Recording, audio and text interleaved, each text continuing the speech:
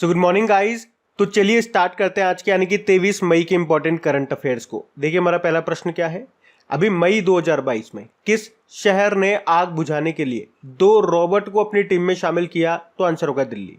तो अभी दिल्ली सरकार ने शहर में आग बुझाने के लिए 2 रोबोट को अपनी टीम में शामिल किया है, जो सकरी गलियों, गोदामों, बेसमेंट, सीढ़ियों और जंगलों में आग बुझाने और तेल और रासायनिक टैंकरों और कारखानों जैसी जगहों में प्रवेश करने में सक्षम होंगे।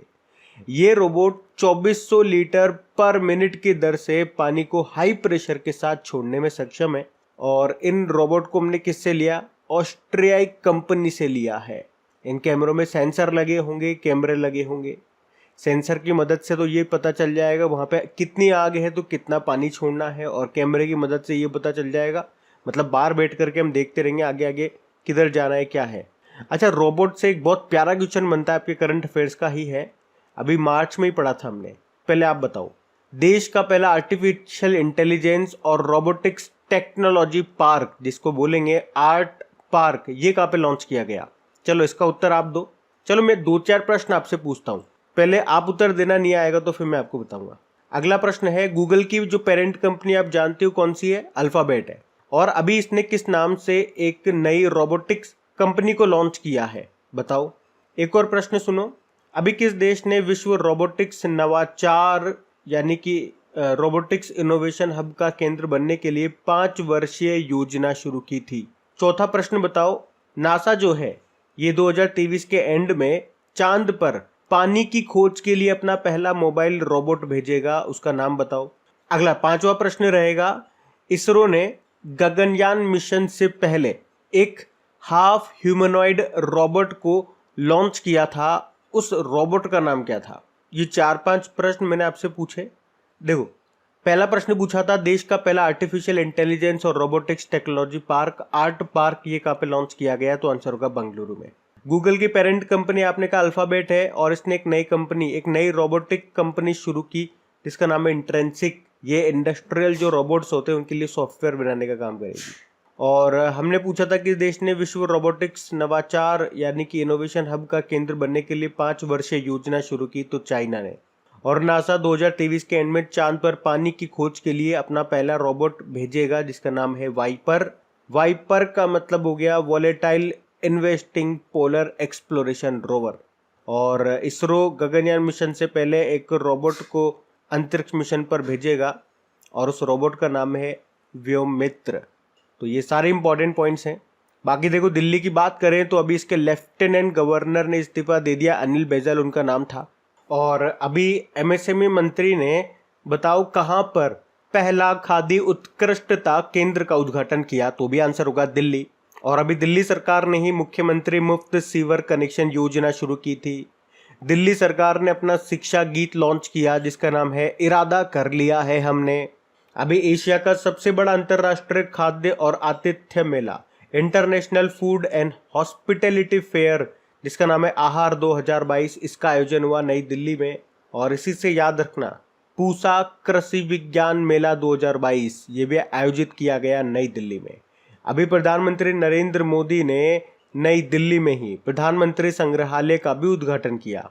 और दिल्ली सरकार ने जय भीम मुख्यमंत्री प्रतिभा विकास योजना शुरू की थी बच्चों को मुफ्त में कोचिंग देने के लिए। और भारत का पहला ई वेस्ट इको पार्क कहाँ पे स्थापित किया जाएगा? दिल्ली में। दिल्ली पुलिस ने उन्नति नाम से एक ई लर्निंग प्लेटफॉर्म को लॉन्च किया। और देश का पहला स्मोक टावर ये लगा है दिल्ली में। और बताओ, भारतीय रेलवे कहां पर सबसे बड़ी कुश्ती अकादमी स्थापित करेगी? तो ये भी आंसर होगा किशनगंज, दिल्ली। और आपको बताइए, दिल्ली भारत की राजधानी कब बना? देखो, घोषणा 1911 में हुई थी और बना था 1912 में। अरविंद केजरीवाल यहाँ के मुख्यमंत्री है। तो सारे पॉइंट्स ये ध्यान रखना इंपॉर्टेंट है। बढ़ते आगे। अच्छा बताओ, अभी किसने अमेजन संभव एंटरप्रेन्योरशिप चैलेंज 2022 के लिए पहला पुरस्कार जीता? तो आंसर होगा सुभाष ओला ने। सुभाष ओला ये राजस्थान के एक इनोवेटर हैं जिन्होंने एक टेक्नोलॉजी बनाई। और वो टेक्नोलॉजी क्या काम करती है? तो जो बॉयलर होते हैं इंडस्ट्री में, उनमें एनर्जी को बचाने की तकनीक इन्होंने विकसित की है। कैसे? भाप को, स्टीम को फिर से रिसाइकल करके, यानी कि रिसाइकलिंग स्टीम की मदद से और उसी के लिए उन्होंने ये अमेजन संभव एंटरप्रेन्योरशिप चैलेंज 2022 के लिए पहला पुरस्कार जीता। और उनका जो एंटरप्राइज है, उद्यम है, जिसका नाम है genius energy critical innovation private limited, इसने startup of the year award जीता है।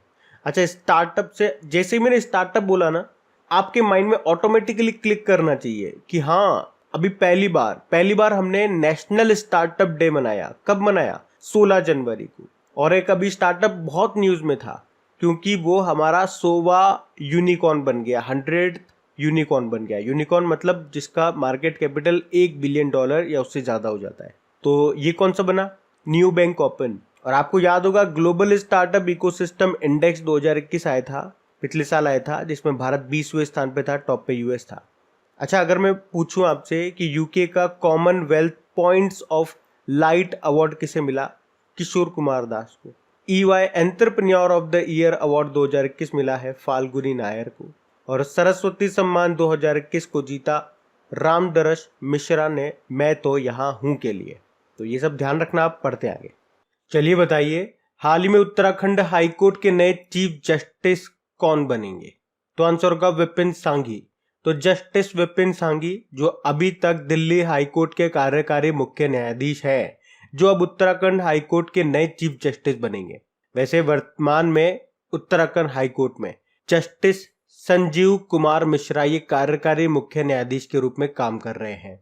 और अब ये जो जस्टिस विपिन सांघी होंगे, ये उत्तराखंड के 12वें नंबर के चीफ जस्टिस बनेंगे। अच्छा, मैं अगर आपसे पूछूं, अभी फरवरी में हम लोगों ने पढ़ा था कि मद्रास हाईकोर्ट के नए चीफ जस्टिस बने। कौन बने? मुनीश्वर नाथ भंडारी। वैसे सीबीएसई के नए अध्यक्ष कौन बनी? अभी निधि छिब्बर। और चीफ इलेक्शन कमिश्नर अभी नए बने हैं 25वें नंबर के। क्या नाम है? राजीव कुमार। अच्छा, पहले तो मैं आपसे 2-3 प्रश्न पूछूंगा, स्टैटिक प्रश्न, कि अभी बताओ हाईकोर्ट की पहली महिला जज कौन थी? अन्ना चांडी केरल हाईकोर्ट से थी। और हाईकोर्ट की पहली महिला चीफ जस्टिस लीला सेठ थी, हिमाचल प्रदेश हाईकोर्ट से। सुप्रीम कोर्ट में आ जाओ कि सुप्रीम कोर्ट की पहली महिला जज कौन थी? तो फातिमा बीवी थी। लेकिन अगर आपसे पूछे सुप्रीम कोर्ट की पहली महिला चीफ जस्टिस, तो अभी तक तो कोई नहीं थी, लेकिन हाँ, भविष्य में हो सकती है बीवी नागरत्ना। वर्तमान में चीफ जस्टिस ऑफ इंडिया कौन है? NV रमन्ना है, 48 नंबर के हैं। और पहले कौन थे? हीरालाल जेककानिया थे।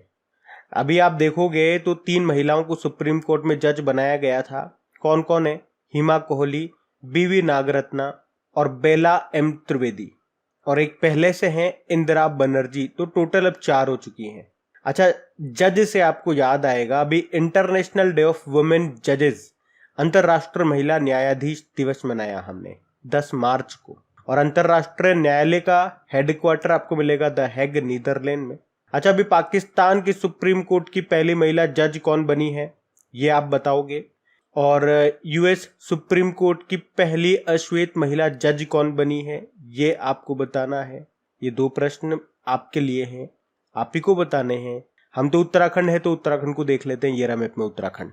देखो, उत्तराखंड की 2 कैपिटल है। जो इसके विंटर कैपिटल है वो देहरादून है, और इसकी जो समर कैपिटल, ग्रीष्मकालीन राजधानी है, वो गैरसैंण है। अभी इसके नए मुख्यमंत्री बन गए हैं पुष्कर सिंह धामी, और गवर्नर हैं गुरमीत सिंह। आपको याद है अभी one health pilot project launch हुआ था उत्तराखंड में। अभी उत्तराखंड सरकार ने हिम प्रहरी योजना शुरू की थी।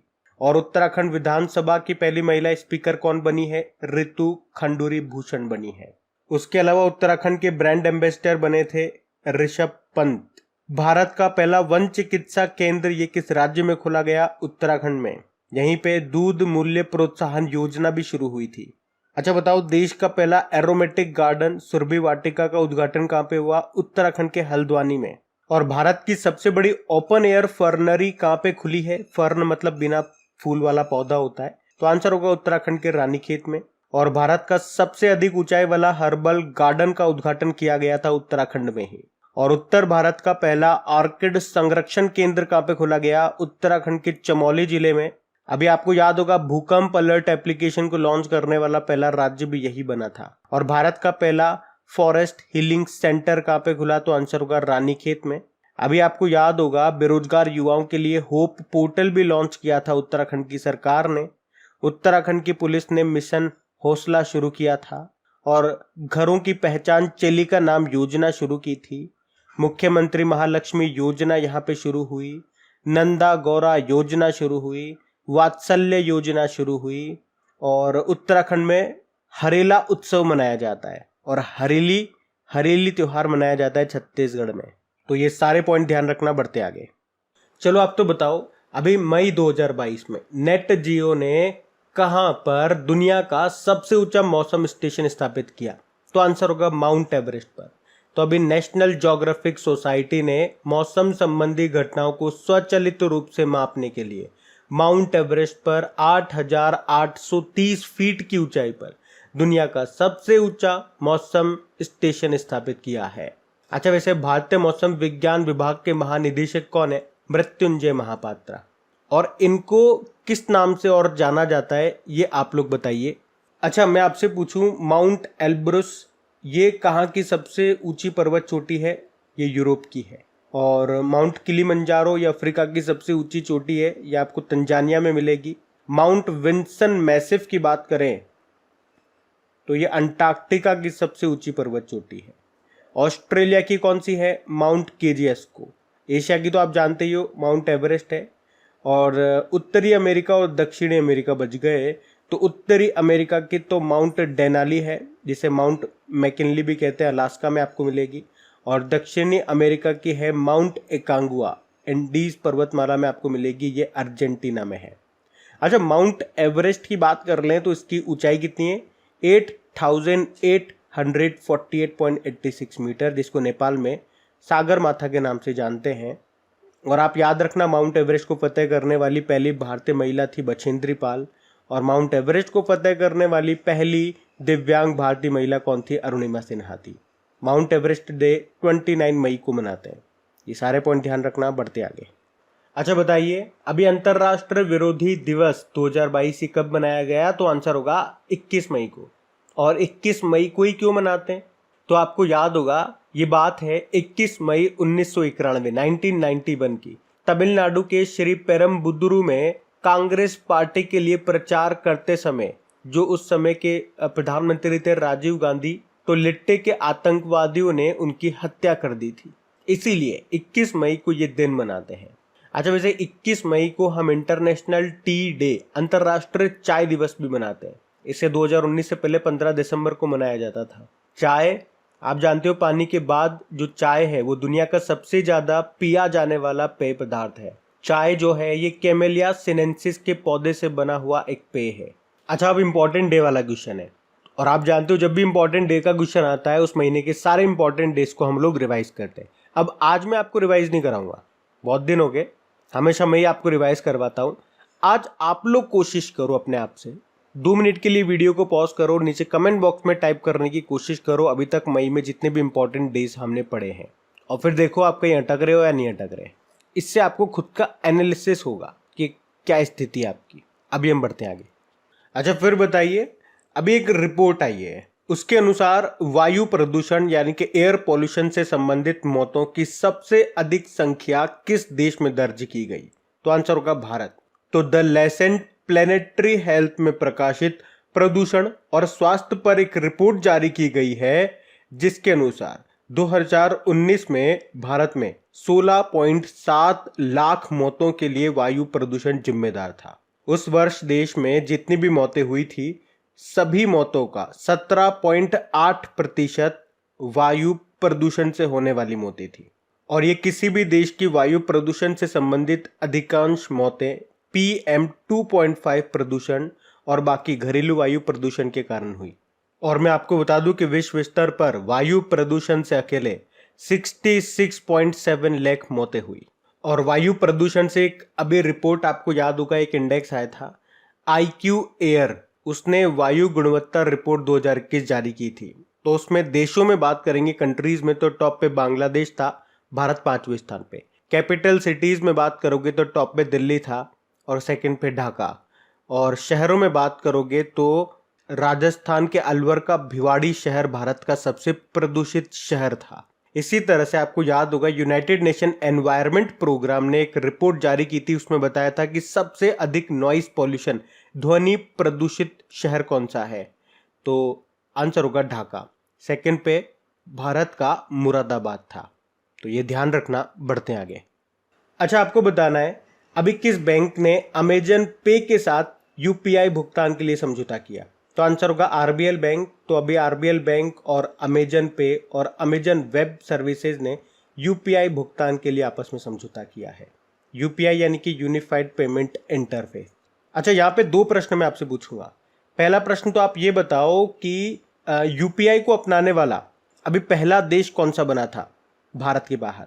तो आंसर हो जाएगा नेपाल। लेकिन अगर आपसे पूछा जाए कि भीम यूपीआई को अपनाने वाला पहला देश कौन सा बना था और अभी तीसरा कौन सा बन गया, तो पहला भूटान था, दूसरा सिंगापुर था और अब यूनाइटेड अरब अमीरात भी बन गया है। बाकी देखो, आपको याद होगा यूनियन बैंक ऑफ इंडिया या अकाउंट एग्रीगेटर इकोसिस्टम पर लाइव होने वाला पहला पब्लिक सेक्टर बैंक बना। अभी कोटक महिंद्रा बैंक की बात करें तो देश भर में माइक्रो एटीएम शुरू करने की घोषणा की थी। और आईसीआईसीआई बैंक अभी ऑनलाइन प्लेटफॉर्म ट्रेड इमर्ज को इसने लॉन्च किया। देखो, आरबीएल बैंक की स्थापना होती है 1943 में, मुंबई में हेडक्वार्टर है। एमडी सीईओ के राजीव आहूजा है। बाकी अमेजन के संस्थापक जेफ बेजोस है और इसके सीईओ एंडी जेसी हैं। पढ़ते आगे। अच्छा बताइए, अभी राष्ट्र महिला विधायक सम्मेलन 2022 ये कहाँ पे आयोजित होगा। तो आंसर होगा केरल में। तो राष्ट्रपति जो है हमारे रामनाथ कोविंद जी, ये भी 26 मई को केरल विधानसभा के द्वारा आयोजित 2 दिवसीय राष्ट्र महिला विधायक सम्मेलन 2022 का उद्घाटन करेंगे। और देश में ये पहली बार है कि राष्ट्र स्तर पर इतने बड़े पैमाने पर महिला प्रतिनिधियों का सम्मेलन आयोजित किया जाएगा। महिला से 2 दिन आपको हमेशा याद होने चाहिए। एक तो राष्ट्र महिला दिवस, नेशनल वुमेन डे, जो कि सरोजिनी नायडू जी की जयंती को होता है। किस दिन होता है, चलो ये आप बताओ। इस दिन हम वर्ल्ड रेडियो डे भी मनाते हैं। लो, हिंट भी मिल गया आपको। बाकी अंतर्राष्ट्रीय महिला दिवस वो तो 8 मार्च को होता ही है। अब बात केरल की है, तो ये रहा मैप में केरल। देखो, केरल की कैपिटल क्या है, तिरुवनंतपुरम है। यहीं पे भारत का पहला स्पेस टेक पार्क मिलेगा। विक्रम साराभाई स्पेस स्टेशन आपको यहीं पे मिलेगा। और अभी जो पहला केरल ओलंपिक गेम्स हुए थे ये भी तिरुवनंतपुरम में ही हुए थे। और इसका शुभंकर क्या है, नीरज नाम का खरगोश है। यहाँ के मुख्यमंत्री है पिनाराई विजयन और गवर्नर है आरिफ मोहम्मद खान। अभी जो संतोष ट्रॉफी है जिसका संबंध फुटबॉल से है और ये 75वीं नंबर की है, 75th नंबर की, उसको केरल ने जीत लिया है पश्चिम बंगाल को हरा करके। और केरल का जो कोचीन शिपयार्ड लिमिटेड है वो हाइड्रोजन ईंधन पर आधारित पहला स्वदेशी इलेक्ट्रिक शिप बनाएगा। और भारत के पहले अंतरिक्ष यात्री स्पेस टूरिस्ट ये बनेंगे केरल के संतोष जॉर्ज। अच्छा, कार्बन न्यूट्रल खेती के तरीकों को शुरू करने वाला भारत का पहला राज्य कौन सा है, केरल है। और मातृ मृत्यु अनुपात, मैटरनल मोर्टेलिटी रेशो, ये सबसे कम है केरल का। और एशिया का सबसे बड़ा वैज्ञानिक वर्ल्ड एटलस ये केरल ने ही लॉन्च किया था। और याद रखना, अगर आपसे पूछे कि किस राज्य में पहली विश्व बधिर T20 क्रिकेट चैंपियनशिप 2023 का आयोजन होगा, तो भी आंसर होगा केरल। ये जनवरी 2023 में होगा। और भारत का पहला श्रमिक आंदोलन संग्रहालय कहाँ पे खोला गया, केरल में ही। और भारत का पहला मेडिकल डिवाइस पार्क ये भी आपको मिलेगा केरल में। तो ये सारे पॉइंट ध्यान रखना, बढ़ते हैं आगे। और हाँ, अभी हमने पढ़ा था जो केरल है ये हमारे देश का पहला राज्य बन गया है अपने खुद का OTT over the top platform को लॉन्च करने वाला, जिसका नाम है सी स्पेस। तो ये सब याद रखना, पढ़ते आगे। चलिए बताइए कि भारत के किस राज्य में न्यू डेवलपमेंट बैंक अपना पहला क्षेत्रीय कार्यालय खोलेगा। तो आंसर होगा गुजरात। तो न्यू डेवलपमेंट बैंक, इसको ब्रिक्स बैंक भी कहते हैं। और ये भारत में अपना पहला क्षेत्रीय कार्यालय खोलेगा कहाँ पर, गुजरात के गिफ्ट सिटी में। गिफ्ट मतलब होता है Gujarat international finance technology city. अब इससे होगा क्या, तो इससे देश की ढांचागत और सतत विकास की जरूरतों को पूरा किया जा सकेगा। देखो, न्यू डेवलपमेंट बैंक की स्थापना हुई थी 2015 में। और इसमें पहले वही मेंबर थे जो ब्रिक्स में थे। कौन, ब्राजील, रशिया, इंडिया, चाइना और साउथ अफ्रीका। लेकिन अभी आपको याद होगा अभी 4 देश न्यू डेवलपमेंट बैंक में शामिल हो गए हैं। कौन कौन से हैं वो, बांग्लादेश, यूनाइटेड अरब अमीरात, उरुग्वे और मिस्र। आपसे पूछे सबसे नवीनतम देश कौन सा है इसमें शामिल होने वाला, तो आंसर कर देना मिस्र। इसके अध्यक्ष है मार्कोस ट्रायजो। अच्छा, ब्रिक्स की अध्यक्षता इस साल कौन कर रहा है ये भी याद रखो। और ये याद रखने की जरूरत नहीं है वैसे, अगर आपको पिछले साल का याद है कि 2021 में ब्रिक्स की अध्यक्षता थी भारत के पास। कौन से नंबर की, 13वें नंबर की। और हमने पढ़ा है इसकी जो अध्यक्षता होती है वो जैसे कि 2021 में इंडिया के पास है, तो 2022 में चाइना के पास होगी, 2023 में साउथ अफ्रीका के पास, फिर ब्राज़ील, फिर रशिया, फिर इंडिया, फिर चाइना, ऐसे चलता रहता है, आगे आगे खिसकते रहता है। तो ये ध्यान रखना। बढ़ते आगे। चलिए बताइए, अभी किसके द्वारा विश्व शासन संकेतक यानी कि वर्ल्ड गवर्नेंस को जारी किया गया? तो आंसर होगा वर्ल्ड बैंक। तो वर्ल्ड गवर्नेंस को जारी किया है वर्ल्ड बैंक ने। इसमें क्या है, इसमें अभी भारत की रेटिंग जो है वो नीचे गिर गई है और भारत की रेटिंग BBB मध्यिका से नीचे पहुंच चुकी है। इससे होगा क्या? इससे भारत में इन्वेस्टमेंट प्रभावित होगा, जो निवेशक होते हैं उन पे नकारात्मक प्रभाव पड़ेगा और जो हमें लोन मिलता है उस पे भी नेगेटिव इफेक्ट पड़ेगा इससे। देखो, वर्ल्ड बैंक का हेडक्वार्टर कहाँ पर है? वॉशिंगटन DC में है। और आप जानते हो जुड़वा बहनें किसे कहते हैं? वर्ल्ड बैंक और IMF को कहा जाता है। क्यों? क्योंकि इन दोनों की स्थापना 1944 में अमेरिका के ब्रेटन वुड सम्मेलन में हुई थी। चलो अब बता दो कि अभी वर्ल्ड बैंक ने कौन से रिपोर्ट को, कौन से इंडेक्स को जारी करना बंद कर दिया और वर्तमान में इसके अध्यक्ष कौन है? बढ़ते आगे। चलिए बताइए, अभी मई 2022 में एक रिपोर्ट आई जिसके अनुसार भारत किस देश को पछाड़कर दुनिया का सबसे बड़ा वाहन बाजार बन गया है? तो आंसर होगा जर्मनी। तो organisation international des constructors de automobiles ने अभी रिपोर्ट जारी की है जिसके अनुसार भारत जर्मनी को पछाड़कर दुनिया का चौथा सबसे बड़ा वाहन बाजार बन गया है। पहले स्थान पे कौन है? फिर चाइना है, दूसरे पे है US, तीसरे पे है जापान, चौथे पे भारत। मतलब भारत में कोविड-19 महामारी के बावजूद जर्मनी से ज्यादा वाहन बिके हैं। अब देखो, मार्केट में अगर बाजारों में, रोडों पे वाहन बहुत ज्यादा चलेंगे तो क्या होगा? भीड़ भाड़ होगा। तो अभी टॉम का एक ट्रैफिक इंडेक्स आया था, उसमें बताया गया कि भारत में सबसे ज्यादा भीड़ भाड़ वाला शहर कौन सा है? तो आंसर होगा मुंबई, जो कि विश्व में 5वें स्थान पर है। पहले स्थान पे यानी कि सबसे भीड़ भाड़ वाला शहर बताया था दुनिया में टर्की का इस्तांबुल।